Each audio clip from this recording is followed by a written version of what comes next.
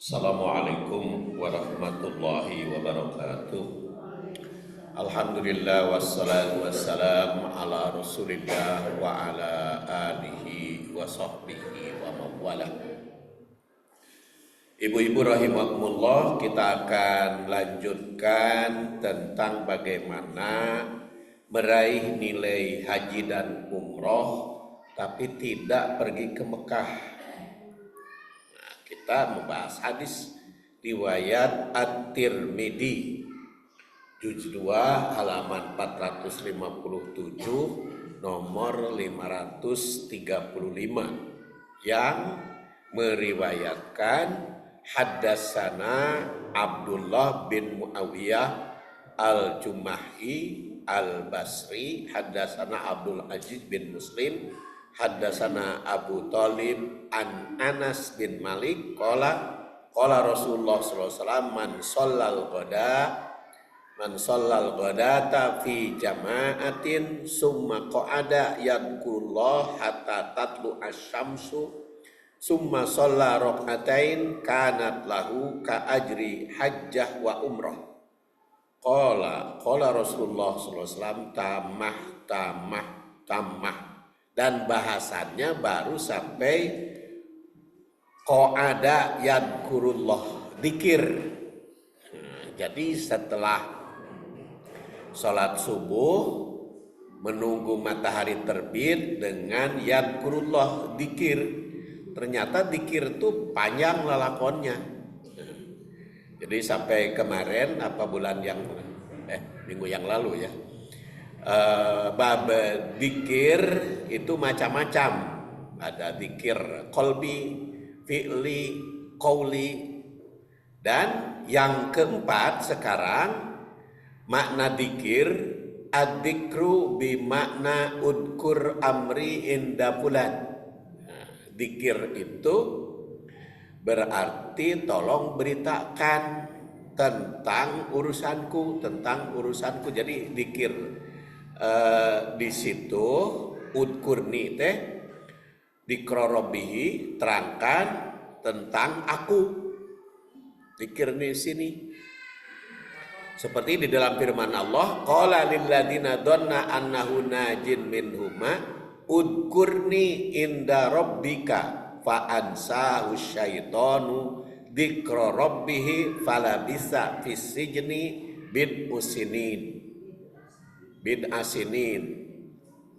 Yusuf berkata kepada orang yang diketahuinya akan selamat di antara mereka berdua, jelaskanlah keadaanku kepada Tuhanmu. Ya, keadaanku itu dikri udkurni itu ya, terangkan tentang keadaanku. Jadi bukan udkurni di sini mah bukan ingat padaku, tapi bejakeun tentang aku. Jadi itu udkurni. Jadi makna dzikir itu cukup banyak ternyata. Ini makna yang keempat ya. Itu di dalam surat Yusuf. Jadi ayat ini mengisahkan Yusuf yang berdakwah Islam kepada temannya yang berada bersamanya di penjara. Kan Nabi Yusuf kan di penjara gara-gara apa? Gara-gara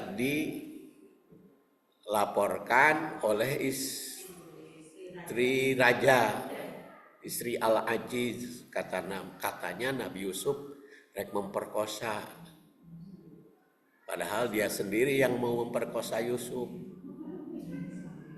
Buktinya apa? Kan itu yang sobek bajunya di belakang. Jadi kan berarti Yusuf itu kan lari, dibedol bajunya sehingga sobek. Jadi Yusuf itu sebetulnya nggak mau, tapi diudag-udag oleh istri raja itu. Kadang-kadang perempuan juga kalau sudah terpikat gitu ya oleh laki-laki, kalau sudah katarik hati, kagagas, kabeng batrasana, itu kuat. Perempuan juga oleh laki-laki sampai ada yang mau memperkosa Yusuf, mau mengejar. Ya maklum atuh da Yusuf teh keren, bujangan, cakep, keturunan Nabi Yakub, ya, keturunan Nabi Yakub yang kakeknya namanya Ishak, kakeknya lagi Ibrahim, itu kan gagah orangnya, keturunan kulit putih kan, karena Siti Sarah mah kulit putih, Nabi Ibrahim kulit putih, jadi punya anak yang cucu Yusuf. Beda dengan Ismail mah campuran antara putih dan hitam. Makanya Ejo carulang kalau Ismail mah. Jadi campur. Kan orang-orang Quraisy kan cakepnya di situ. Jadi bukan putih amat, bukan hitam orang-orang Quraisy. Nah, jadi ceritanya Nabi Yusuf tuh bejakeun ke tuanmu tentang aku sebenarnya bagaimana. Nah, itu udkurni inda rabbik. Tapi ya yang diberi pesan itu lupa, dilupakan setan, jadi tergoda, ya. Jadi, sehingga tidak berita sebenarnya nggak nyampe. Yang menerima pesan itu tidak menyampaikan sebenarnya, sehingga menetaplah Yusuf tuh di penjara, walaupun Muntiama saksikan itu di depan raja, sebenarnya aku itu bagaimana gitu. Tapi eta poho tah si saksi nanti teu ngebejakeun ka raja teh. Ya akhirnya Yusuf tetap di penjara. Sebab lamun dibejakeun ku saksi kan, saksi kunci istilahnya kan, saksi kunci, karena kan saksi itu ada saksi mata, ada saksi merasakan, sekarang banyak saksinya termasuk juga CCTV dan sebagainya. Tapi itu si saksi kuncinya untuk memberitahu keadaan sebenarnya Yusuf nggak nyampe ke raja itu, ke hakim itu, sehingga Yusuf tetap di penjara. Nah itu udkurni itu terangkan kepadaku artinya kurni. Kemudian juga wadkur fil kitab Ibrahim innahu kana siddiqan nabiyya. Wadkur fil kitab, ceritakan hai Muhammad, fil kitab, dalam kitab itu, dalam Al-Quran, tentang Ibrahim. Nah itu kan beritakan apa sebenarnya tentang Ibrahim dalam kitab. Apa yang sebenarnya Ibrahim itu? Innahu kana siddiqan nabiyya. Sungguhnya Nabi Ibrahim itu adalah yang membenarkan, yang sangat benar dan membenarkan. Siddiq itu benar dan membenarkan. Makanya Abu Bakar juga istilah Abu Bakar As-Siddiq, karena orangnya jujur dan dibenarkan kejujurannya, makanya disebut As-Siddiq. Nabi Ibrahim juga As-Siddiq, hanya siddiqan nabiyya, beritahukan sebenarnya apa yang diterangkan di dalam Al-Quran. Jadi Rasul juga bertugas untuk mengisahkan Nabi Ibrahim kepada umat tentang apa sebenarnya, keadaan sebenarnya Ibrahim. Jadi kenapa kita sering bercerita Ibrahim? Karena memang diperintahkan oleh Al-Quran. Dan memang Nabi Ibrahim itu diperebutkan oleh Yahudi dan Nasrani. Kata Yahudi, Ibrahim itu ya bapaknya Yahudi. Kata Nasrani, ya bapaknya Nasrani. Kata kaum muslimin, ya jelas bapaknya Muslim. Ya kalau secara genetik mah Dan berbicara turunan, ya memang benar. Nabi Ibrahim itu kan bapaknya juga bagi Yahudi kan, bagi Nasrani juga. Karena kan Bani Israel, Yahudi dan Nasrani teh asli nama gitu. Tapi baheula mah kan agamanya macam-macam ya. Kalau di Nasrani juga kan ada macam-macam. Di Nasrani ada Protestan, ada Katolik. Katolik juga kan Katolik Romawi yang seperti datang sekarang Paus itu kan Katolik Romawi. Katolik Anglikan beda lagi, Katolik Ortodok beda lagi kan. Nah, kalau yang datang ke sini kemarin baru pulang tadi itu bukan pulang ya, pergi ke Wonogiri. Tadi itu Katolik yang Romawi. Dan memang dia pimpinannya sedunia. Negaranya juga kan negara kecil itu, Vatikan itu. Berapa? 500 atau 600 ribu lah penduduknya itu sekitar itulah. Satu negara. Bahulana kan Romawi itu besar. Kan didirikan kerajaan Romawi itu 700 sebelum Masehi, tahun 700 sebelum Masehi. Jadi umurnya sampai sekarang itu 2724 tahun yang lalu, 2900 ya, 2924 tahun yang lalu didirikan Romawi. Bahulana menguasai dunia. Kemudian kan ya biasa turun naik ya, kerajaan mati baheula ge kitu. Kerajaan mah turun naik. Nah, jadi diparebutkeun. Tapi bukan Yahudi, Nabi Ibrahim, bukan pula Nasrani. Siddiqon Nabiyya, makanya harus dijelaskan oleh Rasul. Sebenarnya Ibrahim itu bagaimana?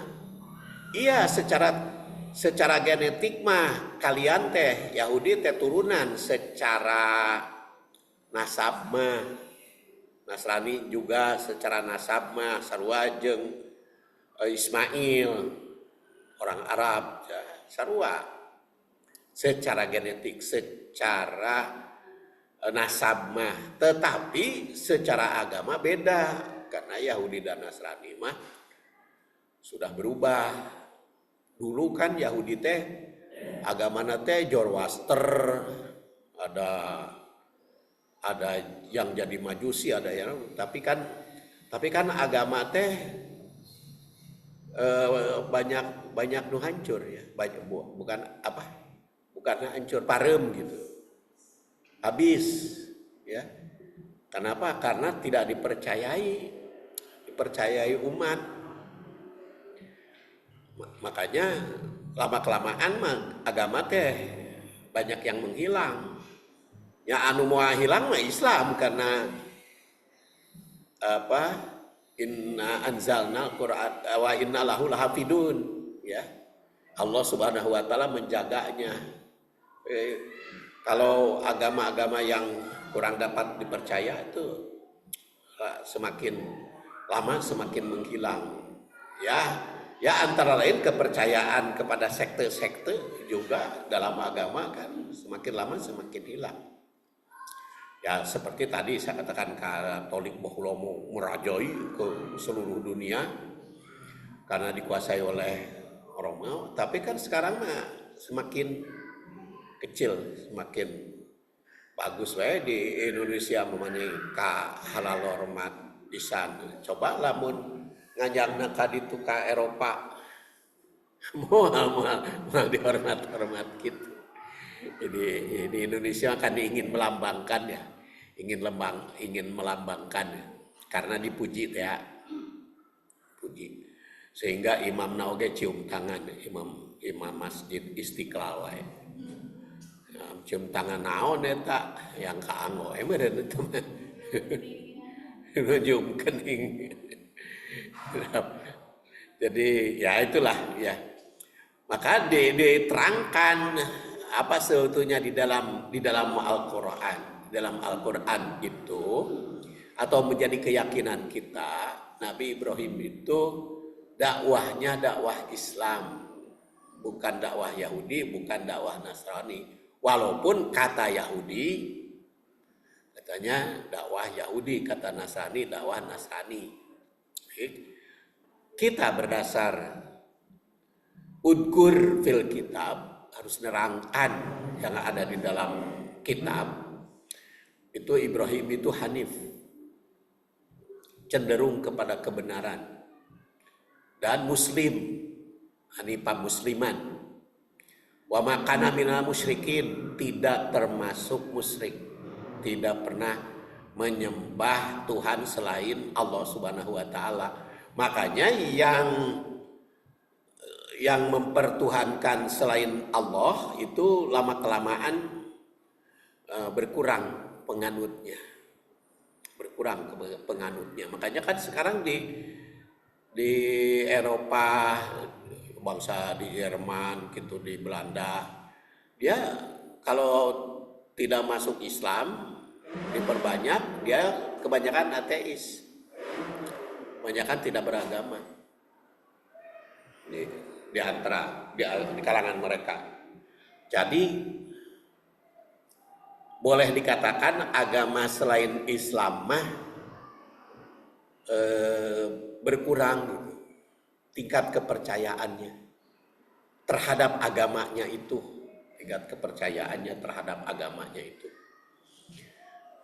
makanya di Indonesia bikin terowongan dari Istiqlal ke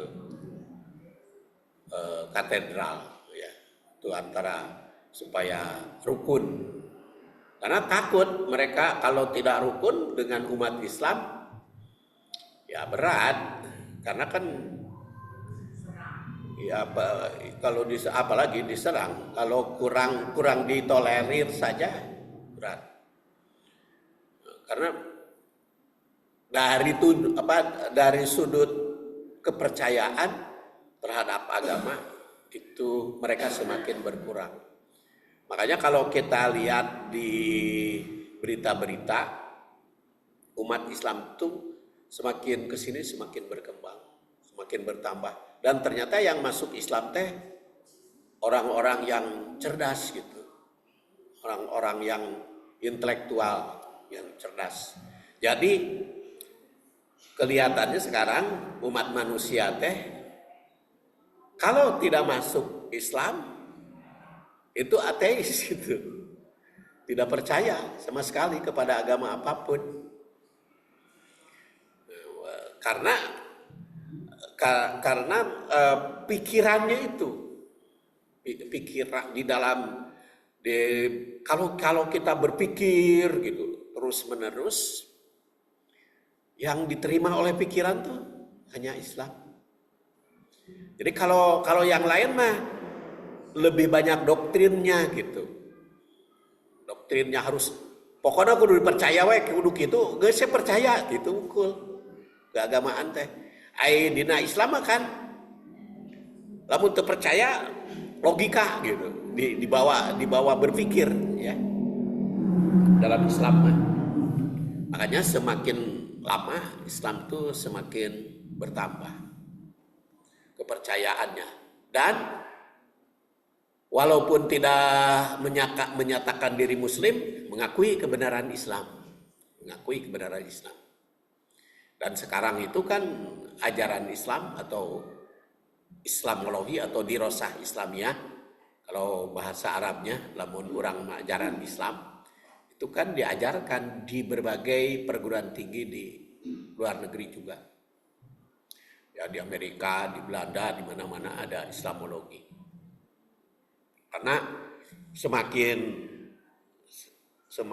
berpikir, semakin dimengerti gitu, si al-Islam.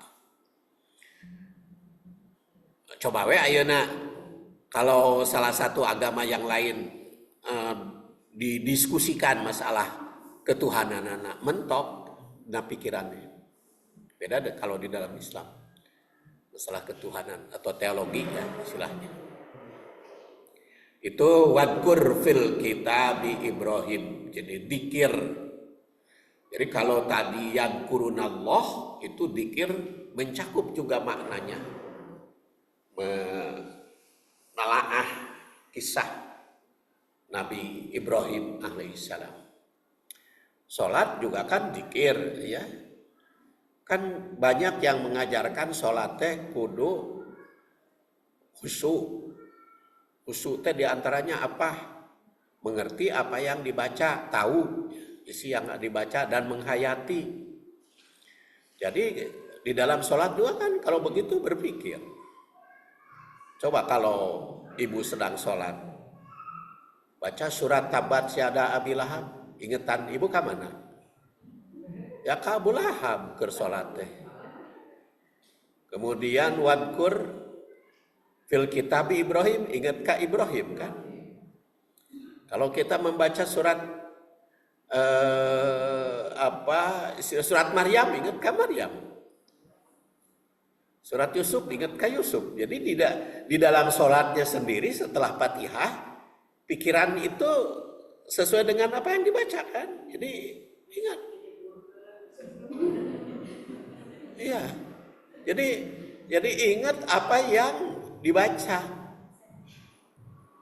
Makanya kan Rasul itu tidak mengajarkan bacaan Al-Quran setelah Fatihah teh suratna eta-eta wae, kan enggak. Kan enggak. Teu eta-eta wae Rasul itu kadang surat Al-Baqarah.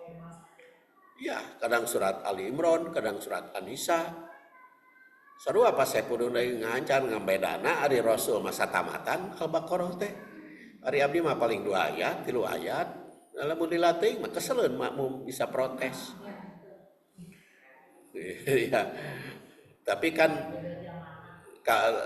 hari di Muhajirin mah ngacat ya. Jadi kalau sholat subuh saya selalu 2 halaman kalau sholat subuh itu. Jadi Qur'annya dibuka jadi halaman kanan dan halaman kiri 2 halaman. Tapi kalau maghrib dan isya itu rakaat pertama setengah, rakaat kedua setengah halaman. Makanya kemarin itu mulai bulan Syawal Al-Baqarah itu tamat kemarin. Di bulan Syawal tamat kemarin akhir Safar. Syawal, Hafid, Rayagung, Muharram, Safar 5 bulan. 5 bulan tamat itu dipakai sholat di Muhajirin. Tapi kan tidak selamanya saya. Kalau saya aja jadi imam. Jadi kalau kita sedang sholat baca apa yang dibaca ya ingat isinya itu, isi yang dibaca itu. Ya walaupun umpamanya ibu belum paham betul terjemahnya, tapi kan tetap ingatannya ada ya karena kita sering membahas ayat. Jadi walaupun tidak paham semuanya, tetap tersirat di dalam Al-Quran. Jadi dzikir itu juga termasuk mikir. Nah, kan sholat itu dzikir, tapi juga mikir. Makanya kan seperti Rasul sendiri, begitu bangun tidur, ada dzikir, ada mikirnya kan. Begitu bangun tidur kan kata Aisyah, Rasul itu pernah, subhanallah, setelah alhamdulillahilladzi ahya wa alhamdulillahilladzi ahyana. Apa? Ka ilaihin nusyur. Setelah doa itu subhanallah, kata Rasul itu, siapa yang membebaskan fitnah, siapa yang membangunkan para istri. Mikir begitu bangun tidur setelah bersyukur. Tapi bersyukur heula ya, pikir bersyukur. Itu antara lain dzikir itu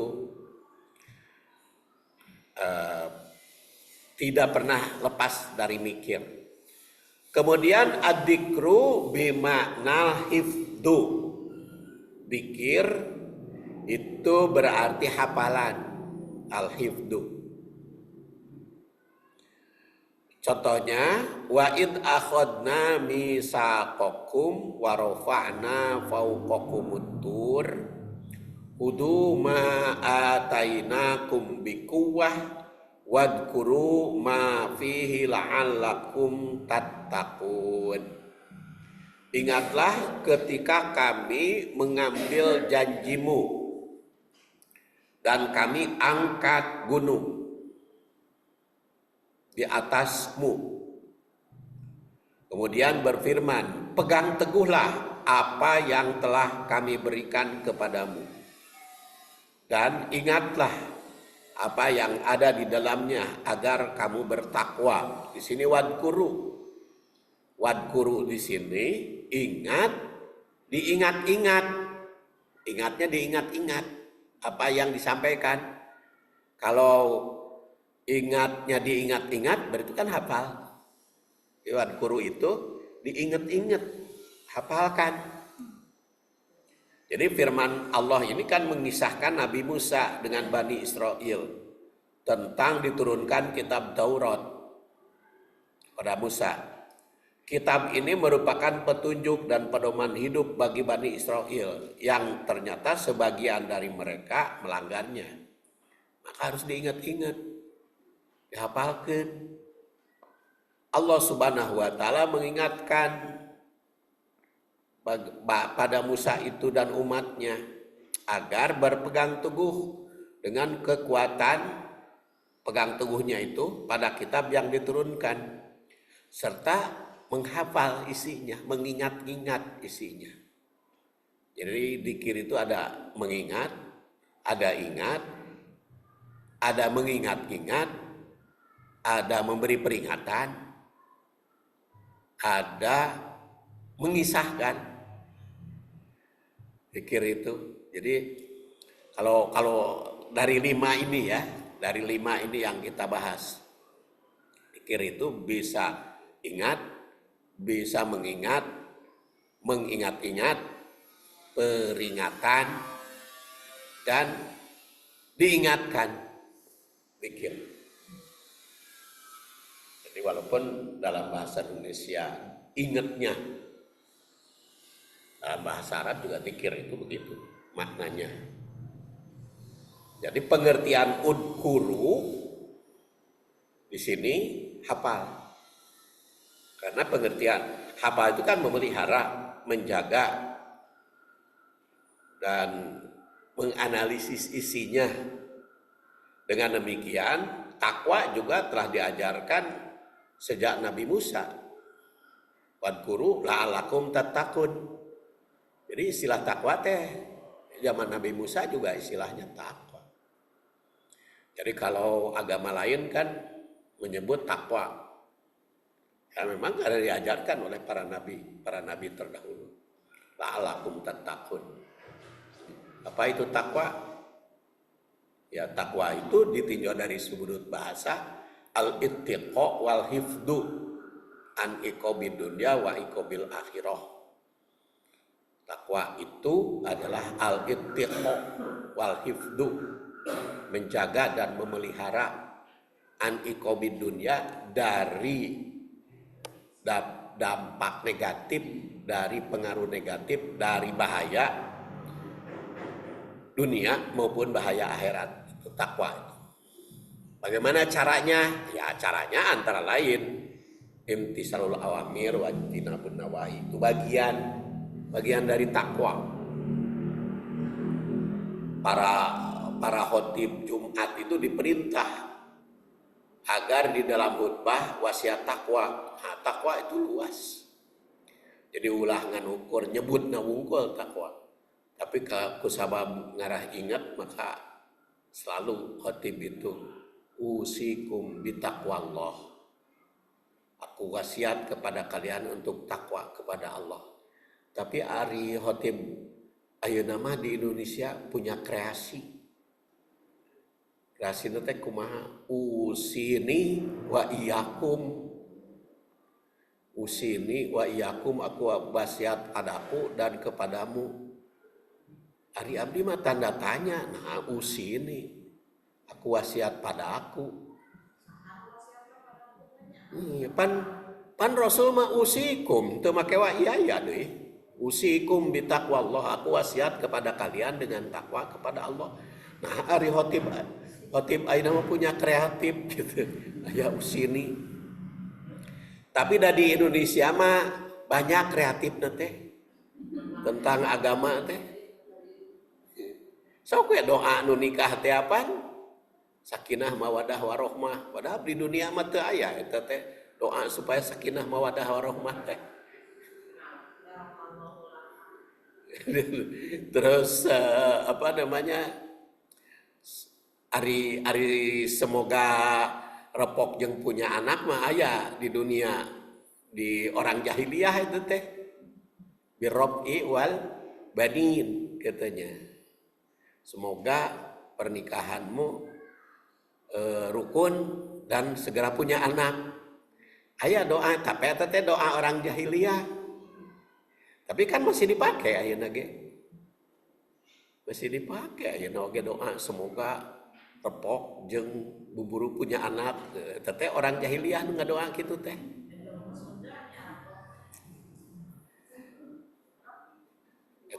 Eta kamari hadis eta dibahas ku abdi di Wawan mau menikahkan kan, Wawan kan mau menikahkan.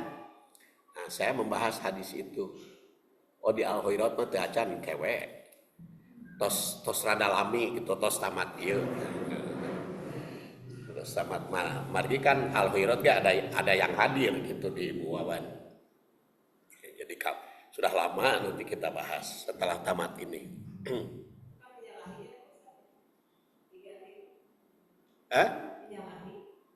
Upami naon?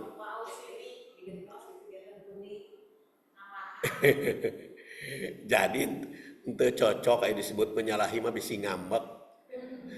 Henteu cocok dengan hadis. Kalau menurut hadis mah usikum, bukan usini kalau di dalam hadis mah. Pan lamun menyalahi mah ngambek karena Bu teraos disebut menyalahi. Tapi henteu cocok dengan hadis.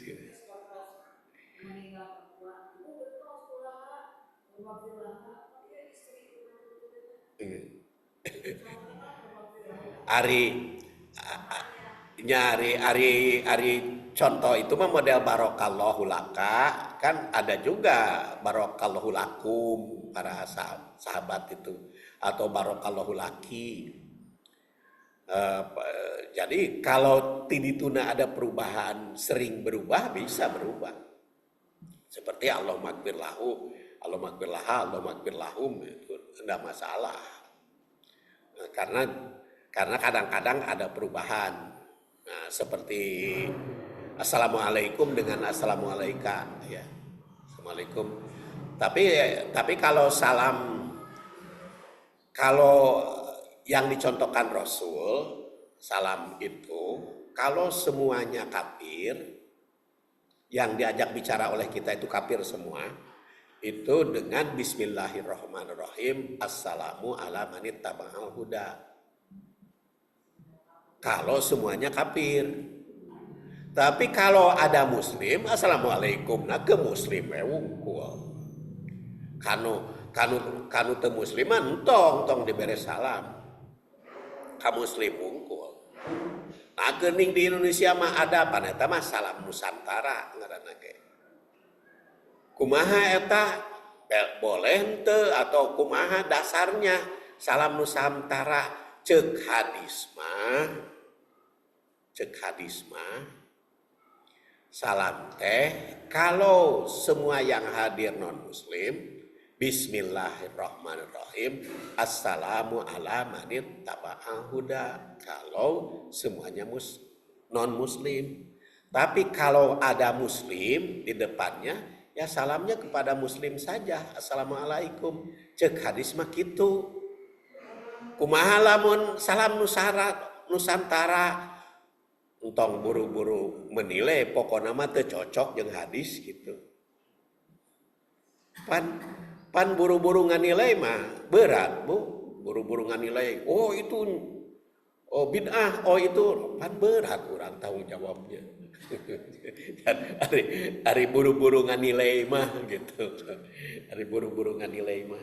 Tapi ceuk hadis mah tidak boleh menyampaikan salam kepada Yahudi, kepada Nasrani, kepada musyrik. Makanya assalamu ala manita abba al huda kan bukan kepada musyrik, bukan kepada Yahudi. Itu contoh Rasul kepada Heraklius. Heraklius itu kafir waktu itu. Rasul mengutus surat, Bismillahirrahmanirrahim. Assalamu ala manita abba al huda min Muhammadin ila Herokla gitu. Adimir Rum. Kalimatnya. Jadi kalau ibu ceramah atau pidato atau sambutan di depan ibu semuanya non muslim, ya Bismillahirrahmanirrahim. Assalamualaikum. Tapi kalau ada muslim maka muslimnya wukul gitu. Itu kalimatnya ya. Makanya Quran tidak bisa lepas ngabahas agama lain. Dan memang gitu ngomong Quran lagi bicara Quran lagi kan ini kan bicara agama yang lain, agama orang lain kan, yang sudah tidak berpegang teguh kepada Taurat.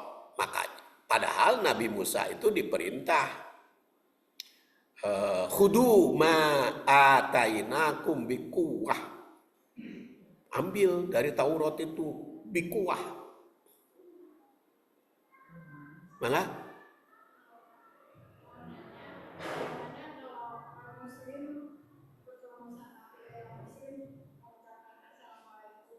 ya, jawabannya waalaikum.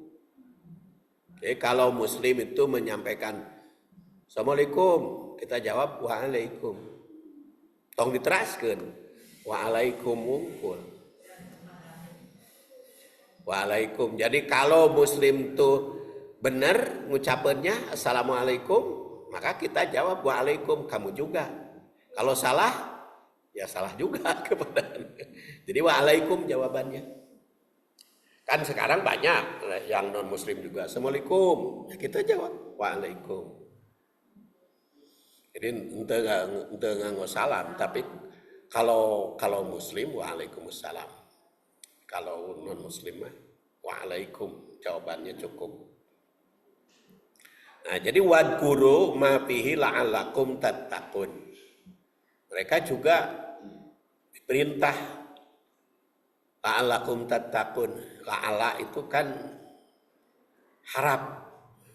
La'ala itu berharap kalian takwa. Jadi artinya supaya itu ada usaha. Jadi takwa itu ada usaha.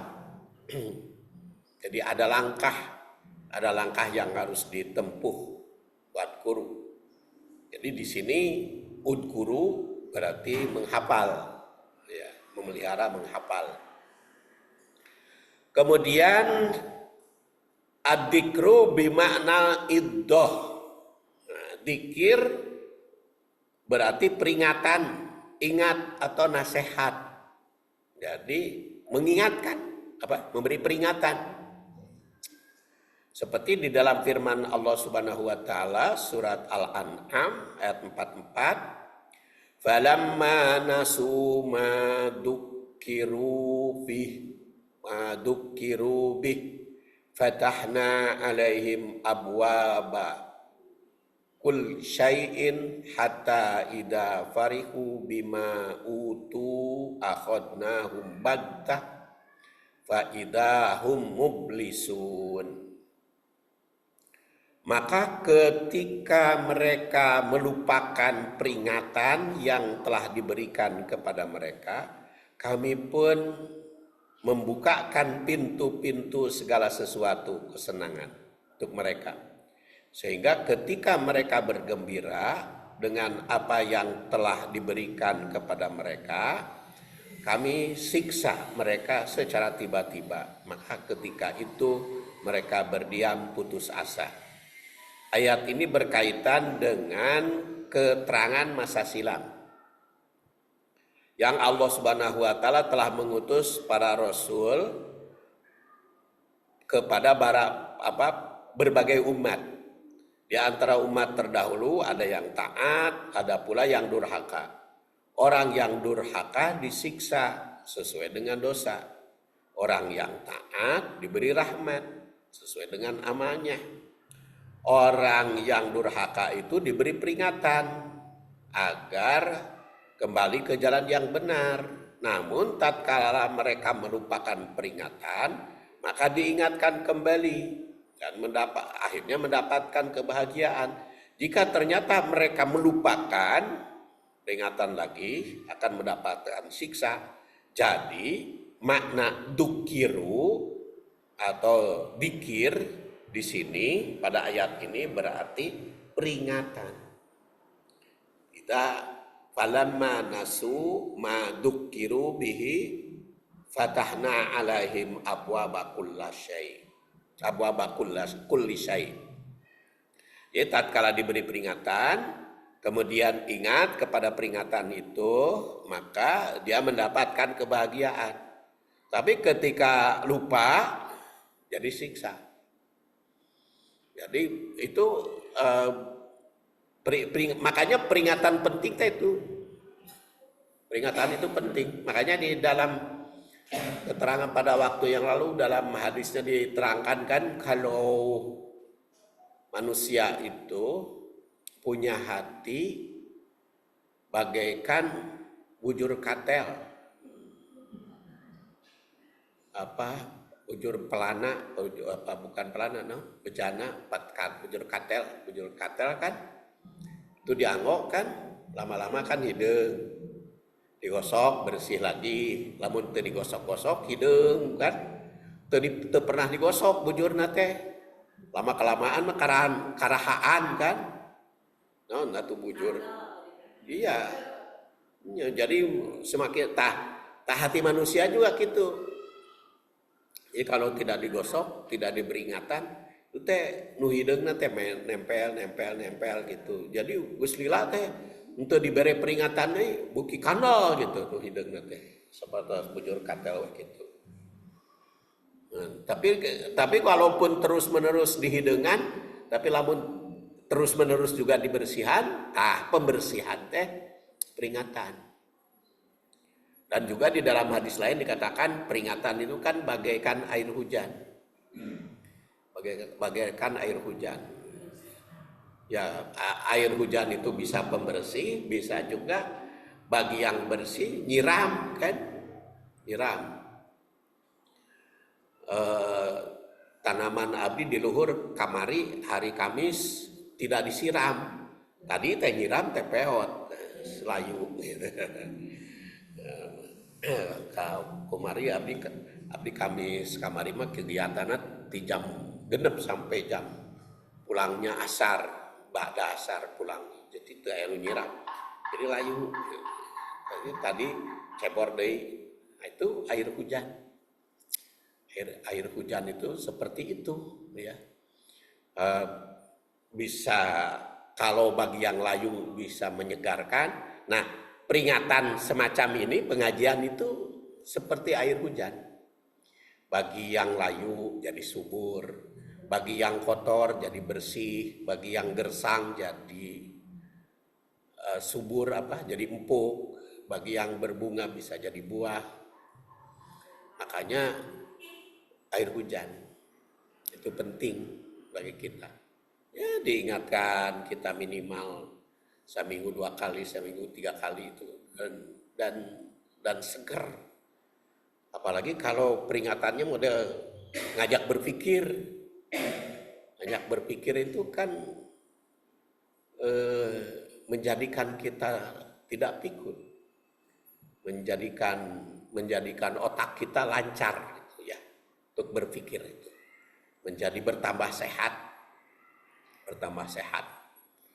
Makanya kan ingat kita ketika membahas surat Al-Alaq kan Iqra ngarah teu pikun teh rajin maca. Kemudian Allama bil qalam Allamal insana malam ya'lam. Allama bil qalam itu rajin nulis. Alamal insana malam ya'lam, aradin ngajar itu teh moal pikun. Makanya ibu-ibu dipaksa kudu maca. maca ka dia. Dibawa ke rumah dipaksa gitu teh. Dipaksa suruh maca. Ya, dibagikan bahan bacaan supaya kita maca. Ya, kalau maca itu bebas dari kepikunan. Ya. Jadi karena maca terus ya. Nah, itu jadi di sini dikatakan dzikir madukirau, peringatan diingatkan. Jadi tatkala lupa diingatkan, maka seger lagi. Nah, lupa lagi, seger lagi. Dari kelupaan masuk aya wae manusia mah tidak pernah ajeg gitu, kadang-kadang berubah. Juga perkataan dzikir pada ayat berikut maknanya peringatan. Qalu ta'irukum ma'akum a'in dzukirtum bal antum qaumum musrifun. Mereka para rasul berkata, kemalangan kamu itu akibat perbuatan kamu sendiri.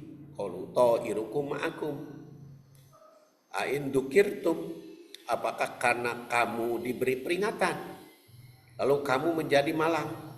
Sebenarnya kamu adalah kaum yang melampaui batas. Jadi diberi peringatan tapi tidak ingat-ingat. Jadi melampaui batas. Jadi berdasar ayat ini, kemalangan itu bukan karena naas. Kita makan ada istilah naon? Rebawa kasan ya. Naas teh. Ya, istilahnya itu rebawa kasan cenah sapar terakhir teh rebawa kasan banyak naas-naas. Itu kan bukan hadis itu teh, ucapan Adairobi. Katanya 70 ya. 70 bencana 70 naas ya naon? Sial. Robo wakasan teh ngaluarkeun 70 sial. Makanya salat dengan membaca kulhu 70 ina atau ina kausar anu karena itulah jumlahnya segala rupa itu tah. Eta teh sanes hadis eta mah. Di dalam itunya juga qala Syekh Ad-Dairobi. Syekh Dairobi mengucapkan gitu teh. Ahli dalam bidang tasawuf gitu. Jadi ya mungkin karena pengalaman beliau lah di tempat dia gitu. Ya, tempat dia kan kadang-kadang orang mah pedah bahasa Arab disebut teh hadis. Disebarkeun we di WA gitu. Eta aya naros ka abdi oge. Pak cenah ari ieu teh hadisna sahih atau dhaif? Ku abdi teh dijawab cing atuh baca, cing teh sina lengkap bacana. Eta teh hadis bukan. Kan di luhurna ge qala Syekh Ad-Dairobi. Teh ucapan Ad-Dairobi. Jadi bukan hadis dhaif atau hadis bukan hadis itu. Jadi pandangan tapi kan sok jadi viral. Kebawa kasar jadi viral. Ya ari salah bener bukan masalah sanah bener tapi kan bukan hadis. Ari bukan hadis. Kalau hadis yang menyebut ya pasti benar, tapi kalau bukan hadis kan bisa benar bisa salah. Walaupun yang ngomongnya profesor, doktor atau ustadz atau kiai atau ulama besar, ya bisa salah bisa benar kan. Kalau orang mah, kalau alam benar atau salah nama, tapi itu bukan hadis. Jadi kalau bukan hadis mah bisa salah bisa benar. Yang benar itu kalau hadis. Kalau hadis sahih, ya kalau hadis sahih mah ya percaya aja. Ya, kalau karena bukan hadis, itu mah bisa salah bisa benar. Syekh itu pembesar atau bisa juga profesor bisa. Tapi sebetulnya ustadz, profesor itu ustadz kabir biasanya. Tapi syekh di situ pembesar. Jadi pembesar dalam bahasa Arab ya apa? Ya mungkin kalau di Katolik ada santo gitu, kalau ada di bahasa Arab ya syekh yang dibesarkan. Kalau di Indonesia juga kan banyak ikut-ikut ya istilahnya syekh. Syekhuna, guru. Kadang-kadang guru besar syekh juga. Ya istilah dari masyarakat itu syekh itu sebetulnya mah dari masyarakat. Jadi inilah peringatan ya yang membangkitkan semangat untuk untuk mendapatkan nasib yang baik. Quran itu merupakan batasan atau irukum ma'akum. Jadi nasib itu baik atau buruknya ya kaitan dengan usahamu sendiri. Nah, kemudian orang yang malang adalah orang yang tidak mau diberi peringatan. Malang itu. Ya, kalau jadi bukan nasib bukan tadi rebo wekasan gitu ya, penuh sial, bukan. Kalau berdasar ayat ini mah ada kemalangan, kegagalan itu ya akibat perbuatan, tidak mendapat peringatan. Jadi jelas perkataan dikrun atau dukiro pada ayat ini peringatan. Nah juga di dalam firman Allah surat Qaf, nahnu a'lamu bima yaqulun wa ma anta alaihim bijabbar fadzakir bil Qur'an man yakhafu wa'id. Makanya ingatkan dengan Quran supaya mereka jangan lupa. Jadi dalam ayat ini tandaskan bahwa Rasul itu bukan pemaksa untuk memasuki Islam kan, tidak dipaksa untuk masuk Islam itu. Tidak ada paksaan untuk masuk Islam karena telah jelas mana yang benar, mana pula yang salah. Rasul kan tidak maksa orang masuk Islam. Bahkan anu pura-pura wae ditolak kan, anu pura-pura mah. Maka dalam ayat ini Rasul diperintah untuk memberi peringatan dengan Quran. Jadi perkataan fadzakir dalam ayat ini mempunyai arti memberi peringatan. Demikian pula pada ayat surat Al-Ghasyiyah, fadzakir innama anta mudakkir. Fadzakir, maka berilah peringatan. Karena sungguhnya engkau Nabi juga kita itu pemberi peringatan. Dalam ayat ini tegaskan tentang tugas Rasul memberi peringatan. Bahkan sebagai tugas yang utama. Jadi kalimat dikir, tadzakir berarti peringatan. Dan juga dikir itu dalam arti syaraf atau kemuliaan. Dzikrulaka wali qaumuka wasaufa tus'alun. Ini adalah kemuliaan. Kemudian dikir juga kebaikan. Nah, di sini kul sa'atlu alaikum minhu dzikra. Kemudian dikir juga berarti wahyu. Dan dikir bimakna Al-Qur'an. Kemudian dikir bimakna Taurat. Dikir bimakna Loh Mahfud. Bersambung ke bagian kelima. Subhanakallahumma wa bihamdik asyhadu an la ilaha illa anta astaghfiruka wa atubu ilaik. Assalamualaikum warahmatullahi